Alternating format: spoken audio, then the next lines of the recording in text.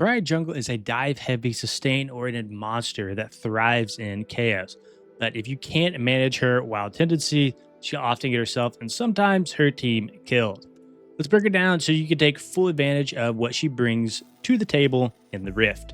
So some of her strengths is she has a ton of sustain. With her passive healing and her W reset, Briar can stick around forever if enemies don't itemize grievous wounds. She has lots of CC. Between her Q knockback stun and her E fear, she's really packing a lot of solid tools to lock people down.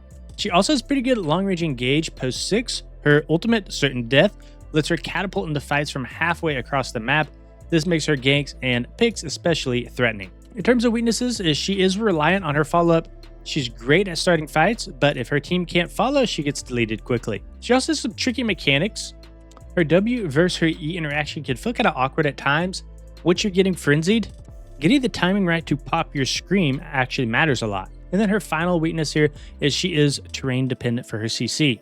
Her Q stun only works if you can bonk enemies into walls, making her ganks weaker on open parts of the map. Let's go for some of her abilities really quick. So her passive Crimson Curse, Briar will heal off damage dealt, especially with her empowered autos.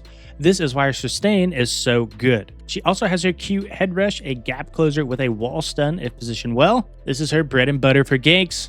We also have her W Blood Frenzy, and this is the button that really defines Briar. It forces her into a Blood Frenzy, autoing like a maniac, and you can recast to chomp for massive damage plus healing, so really great for dueling and sustain. Her E ability, Chilling Scream, this is a delayed AoE that fears enemies after channeling, the best used after diving in or to peel when things get messy. And then finally we have her ultimate, Certain Death, a global-ish engage tool. You quite literally fling yourself at an enemy, CC them, and then enter frenzy mode. Use carefully though, because it is high risk, high reward. A standard combo on her is going to be her ultimate Q into W, auto, W, E. You use your ultimate to get in, your Q to pin someone, W to frenzy and reposition, and then chomp plus E for sustain and CC. Always think of your W as both damage and survival. Holding snack attack until you need to heal can make or break fights. Her summoners are going to be Flash and Smite. Flash can give you the safety valve when you're diving into danger consistently, and Smite is the obvious one for jungle. Her skill max order will be a W, Q, and then E, taking your ultimate whenever available. For her runes, she'll be running in the primary precision tree, Press the Attack. This is going to let you hit fast and hard. Proccing this is very easy. We also have Triumph, the extra healing on kills, perfect for a sustained champion. Legend, Alacrity, and more attack speed equals more healing and damage. And then finally Coup de Grace to finish off low health targets. Secondary tree will be Domination. We'll be taking Sudden Impact. This works really good with your dash on Q and R. And then Treasure Hunter has a lot of snowball value and it's perfect for early mid-game tempo.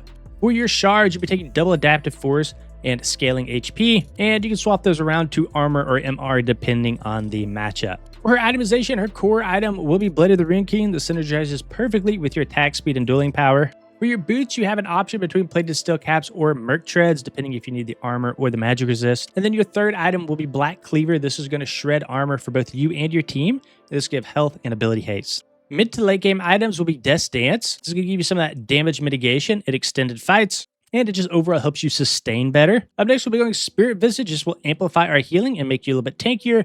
And then finally, Stair's Gauge can give you a little bit more survivability for your dive-heavy playstyle. Some situational items could be Thornmail if you need that anti-heal, or Guardian's Angel if you need a clutch revive. Going into some macro and micro tips. So for the early game, your pathing, you want to start with a leash, then full clear. And your sustain means you don't have to reset early, actually. So you can look for an early gank. And when you do go to gank, you want to look for lanes with walls nearby. A Q into a wall stun almost guarantees a kill, and you don't want to force ganks in open lanes early. So she's also really good early game in those 2 versus 2 skirmishes and river fights. And you want to make sure that you're using your W pretty wisely. You don't want to chomp too early or you're going to lose a lot of healing potential. For the mid game, you're going to focus on objective control. Briar shreds dragons and Rift Herald with her sustain, so you want to take those whenever up. And for your ultimate usage, you want to look for picks with your R. You don't want to randomly yeet yourself in your team if they're not ready to go. It's the fastest way to throw a game. However, if you do think it is a true 1 versus 1 situation and you do have the advantage, then that's where you want to be playing aggressively with your ultimate. And her ultimate allows her to really snowball the game as well. If you get a slight advantage on Briar, she's very hard to shut down because she could just easily go all in. So mid-game, focus on tempo, play around snowballing, play around those treasure hunter stacks and spreading pressure through constant skirmishes. In terms of late game, you're actually an engager. You're not necessarily a solo carry at this point in the game, so you want to use your ultimate to hit priority targets and wait until your team can collapse. Also, focus on front to back as well. If for whatever reason you're playing against a composition and you can't dive the back line, you could shred the frontline tanks with your items. Sometimes peel is needed, and sometimes your E is better used to protect your ADC than always diving in. Your red side start will be red buff into Krugs, Raptors, Wolves, blue buff into Gromp, and then finally Scuttle Crab. Your blue side start will be blue buff, Gromp, Wolves, Raptors into red buff into Krugs, and then you can make your way down to Scuttle Crab, or you can look for a gank. Briar is one of the most fun junglers player right now. She's chaotic, rewarding, surprisingly durable. If you can manage her frenzy and coordinate with your team, you'll find yourself hard carrying fights through her sheer sustain and relentless aggression. If you guys enjoyed the video, please consider liking, subscribing to the channel. See you on the next one.